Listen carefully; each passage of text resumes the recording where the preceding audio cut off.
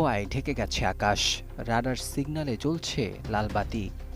পাকিস্তানের আকাশপথে ঢুকে পড়েছে ভারতের যুদ্ধবিমান রাফাল। মুহূর্তেই পরিস্থিতি বদলে যায়। সামরিক ঘাঁটিগুলোতে বেজে ওঠে হাই অ্যালার্ট। আকাশে উত্তেজনার আগুন, আর মাটিতে নিঃশ্বাস বন্ধ করে রেখেছে পুরো জাতি।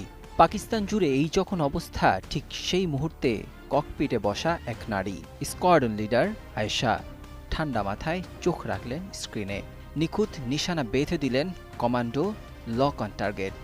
সেকেন্ডের ব্যবধানে পাকিস্তানের আকাশে থেমে যায় ভারতের আধিপত্যের স্বপ্ন। রাফাল বিস্ফোরিত হয় মাঝ আকাশেই।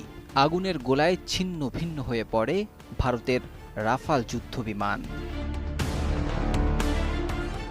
পাকিস্তান জুড়ে তখন আনন্দের ঢেউ। কারা বলেছিল যুদ্ধ কেবল পুরুষের খেলা, আয়েশা যেন সেই পুরনো যুক্তিগুলো মুহূর্তেই গুড়িয়ে দিলেন। পাকিস্তানের সামরিক ইতিহাসে তিনি প্রথম নারী যিনি শত্রুর যুদ্ধবিমান ভূপাতিত করলেন। এই ঘটনা যেমন সামরিক সাফল্য, তেমনি তা এক বৈপ্লবিক বার্তা